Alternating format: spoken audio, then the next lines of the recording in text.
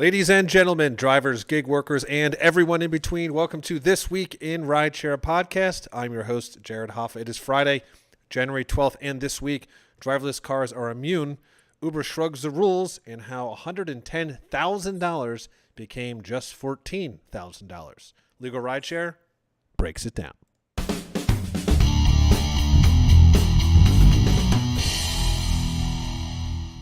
And from Legal Rideshare, I'm joined by the co-founder and lead attorney, Bryant Greening. Bryant, happy, cold, and terrible Friday.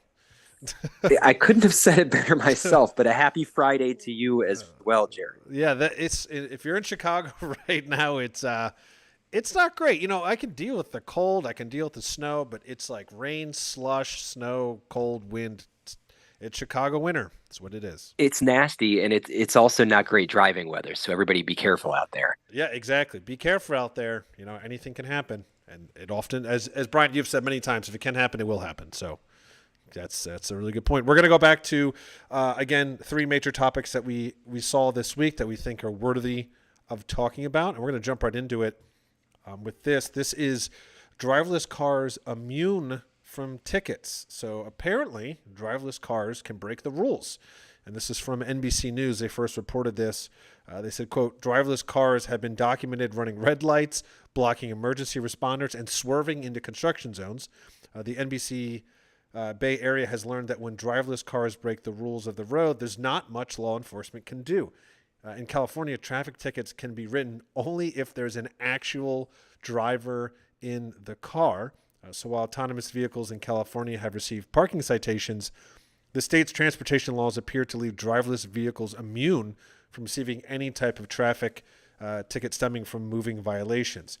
This actually really hits home, Brian. A little while ago, you had mentioned that a couple months ago that really the laws have not caught up to what's happening with autonomous vehicles, and this article nails it. I mean, that's what it's saying.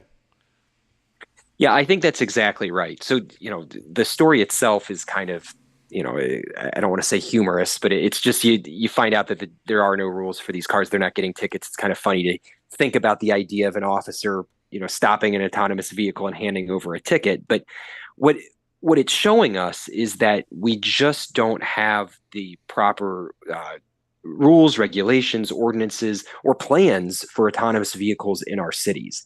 There needs to be a way to hold these vehicles accountable when they do break the rules, because they're every bit as dangerous as a car that has a person in them. If an autonomous vehicle runs a red light and hurts somebody, it can hurt them in the exact same way as a driver in a driver-occupied vehicle. So we need the cities to step in and say, this is how we're going to deal with this problem. And to me, it's kind of like going through a toll. If you don't pay your toll, you don't get a ticket right away. They send you a ticket in the mail.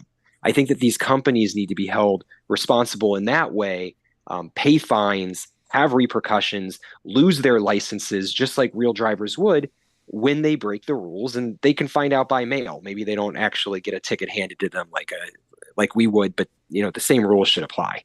Right. Yeah, the article is interesting. They even went into things like, which again we sort of talked about. The problem is it's sort of an open experiment, and everyone in the Bay Area is kind of unwilling participants in this autonomous world now. So really they're just kind of saying, all right, well, you guys are the test subjects, and there's obviously a lot at stake because we've seen these cars lose control, kill people, that just get destroy property. They do. It's it's not really that great. I understand that there needs to be learning curves and there's always kind of growing pains, but it's a problem, as you pointed out, when growing pains are injuring or killing someone. And they've even Right. Sorry, go ahead. No. Yeah. Well, I was just going to say, the fact that we're guinea pigs in this, and that they're not giving the civilians a real choice as to whether they participate, I think the companies should be held more responsible. There should be greater repercussions when they break the rules, because the technology is not there yet. Like, I understand that if we could perfect driverless cars, the world would be a better place. There would be fewer fatalities. It would be more efficient. We'd get from point A to point B much faster. Traffic would ease, but it's not there. So while we're working out those kinks and while these companies are putting these vehicles on the road, they need to have real repercussions when things go wrong. Because when they go wrong, people are hurt, people are killed. If the cars are speeding, that means they're not working. If the cars are running red lights, that means they're not working. And perhaps if the fines are great enough, if there's a real hit on the companies when something goes wrong, maybe that will push them towards perfection a little faster. Right. Yeah, I could have said it better myself. And we always come back kind of to the same answer. It's you hit them in the pocketbook, and then things seem to get regulated or safer or better. It's unfortunate, but that's how it seems to really work. But actually, it's a great segue into our second topic. You're talking about rules and the gig companies. Well, this is a really interesting article. How are gig companies responding to these new rule changes? And really, basically, they're saying rule changes. What rule changes?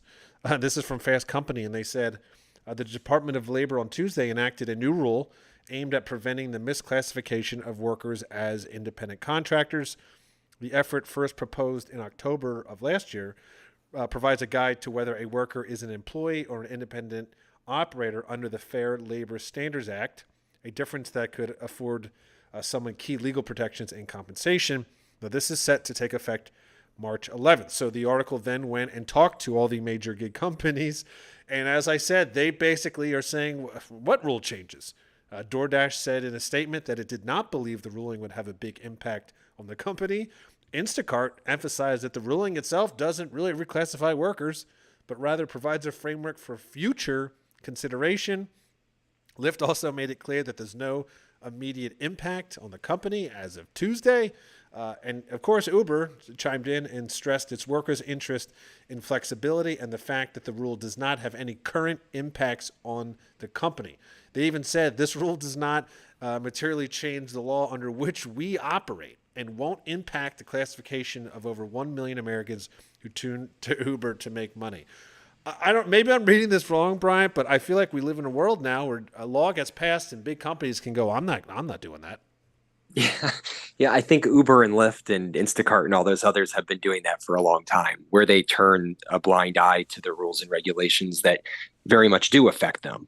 I'm not here saying that this rule changes an Uber driver from an independent contractor to a into an employee. I mean, that I think the courts are going to need to decide that. There is a 6-part test where I could see the courts coming down on either side, but for Uber, Lyft, and the other companies to have the audacity to just plainly say it doesn't affect us, I think they're jumping to a conclusion that there's just not really evidence for.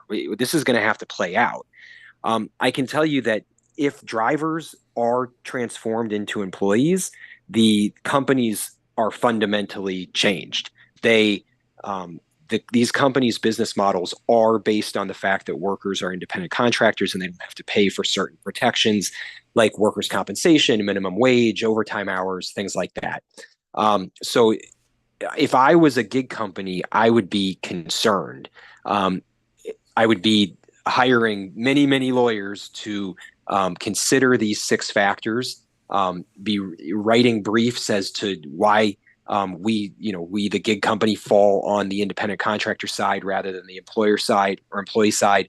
Because if the courts find that the workers are employees, it changes the whole industry. Right. I guess my question is there any is there any way that these companies can do what they usually do, which is sue their way out of this or fight it, or is this set in stone now? Well, I think that they will challenge it. There are mechanisms for appealing and claiming that certain things are illegal or unconstitutional, and I would imagine that the companies are going to try to go down that path to not have this take effect. But the fact of the matter is, when you're dealing with the federal government, it's very different than when you're dealing with a local municipality, or like we've seen them challenge rules and regulations that have been close to passing in cities like Minneapolis and various others. This is a much different ballgame. This is the federal government who is issuing rules and regulations from the Department of Labor. I mean, it's not quite so simple. And I think, generally speaking, the courts give some some leeway to these departments to decide how they want to run business and how they want to enforce policy. So this six-factor test isn't really new. It's kind of like an ABC test that we've seen in other areas of the country. So it's not like they're reinventing the world or the game here. They're just going back to a classification standard that we've seen in the past and codifying it more formally. Really what this has done is during the Trump administration, they were focusing on fewer factors, which really gave a benefit to the companies. And I think that this six-part test that the Biden administration has put into place makes it either more balanced or perhaps favors employee over independent contractors. So it's all on a spectrum. During the Trump era, it was a little closer to the companies. During this one, it seems to be a little closer to the worker. And we'll just have to see how it shakes out when the factors are actually applied. Yeah, I'm sure this won't be the last of this. I'm sure it won't be the last that we talk of this. But yeah, like you said, there's mechanisms for them to fight it, as we have seen, and as we know, they often come back and fight. So, yeah, time will tell, as always. We're going to end up with the final article here. How does one go from making $110,000 to $14,000? Well, the answer is simple: by driving for Uber. Business Insider reported, quote, Michael, a ride-hailing driver in his late 30s, made more than $110,000 in gross earnings driving for Uber and Lyft in 2022. But after commissions paid to the ride-hailing companies, taxes, and other expenses, he ended up with net earnings of just $14,000. Now, Michael's based in New Jersey. He only said to use his first name for fear of repercussion. He shared his tax documents and screenshots of recent rides, and he disclosed how little he took. His expenses in 2022 included buying a new engine, having numerous car repairs, and driving amid elevated gas prices. He said he'd noticed ride-hailing driving had become increasingly less profitable after more than 17,000 rides across 6 years. So, yet another story, Brian, of someone really breaking down the numbers. We often hear drivers say it seems worse, it feels worse, I have less money. I mean, this guy's literally bringing receipts, and we're seeing it. It's one of those stories that we keep hearing over and over. The fact that rideshare companies are taking more, the expenses are going up. Gas prices have gone way up from several years ago. There's a lot more difficulty in this industry to make money. And a lot of drivers are so far in, they've invested their whole lives into this work. They've quit their more traditional jobs. They've bought a car. They, got rid of daycare because they can be home in more flexible hours. Like, they've really transitioned their whole life to being gig workers. And now that the money is just not there, they're kind of stuck. And it's really unfortunate, as we've seen this driver explain and show us, things continually to go in the wrong direction. And I'm not really sure how they change unless there's regulation or standards in place, like we were talking about in the last story. I don't know that full employee status is the answer, but certainly protections like minimum wages, and some sort of shared expense in terms of vehicle maintenance or whatever else it may be, to help ease the burden on the driver and have them understand exactly what they're going to make at a minimum. That seems to be the only way to really save the worker, who's the lifeblood of the industry. Right, and they do say in the article, which I guess is a positive, and we've talked about this in the past, is that because it's actually so bad, he is enrolling in a bachelor's degree program, and that is funded entirely by Uber. I think in 2020, they launched that program. So he basically said, look, I can no longer live on just being a driver, but he is utilizing Uber's resource where you can get they either fully funded up front or reimbursed. I forget how it works, but so at least he is going back to college for that. So yeah, I'm not going to sit here and say that the companies are totally evil and don't provide any sort of resources, because they do. I think it's great that they provide tuition help, and there are things that drivers can tap into. But taking these classes, that's going to benefit this driver in the long run. Hopefully, he can use his degree to find a profession that satisfies him and puts him on a better economic front. But I would be saying that the more immediate need is better pay, better protections, ensuring that drivers can keep a roof over their heads while they're taking those classes. A lot of these benefits that are being provided are subsidized, or they're deals with, I think they were with University of Phoenix for a period of time, or Arizona State maybe. Great. I'm glad that they're offering them, but let's also focus on the now, which is how we're going to buy groceries, pay the electric bill, the immediate needs of families throughout the communities. Yeah, totally could not agree more. Well, that is the articles for this week, and of course, Brian, I'll give you just a moment to talk about Legal Rideshare, what we do, how we can help, and then we'll head off into this very slushy, cold weekend.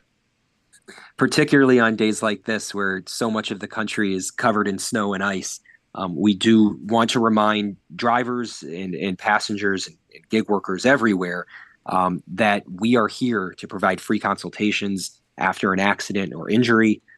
Please don't hesitate to reach out to us. Time is of the essence. We want to make sure that we can create a solid foundation for your case and make sure that you get everything that you're entitled to, including the cost of medical treatment, lost wages, pain and suffering, you name it. If you've suffered a loss because of an accident or injury, you are entitled to compensation. So legalrideshare.com is the best way to find us, and don't hesitate to reach out.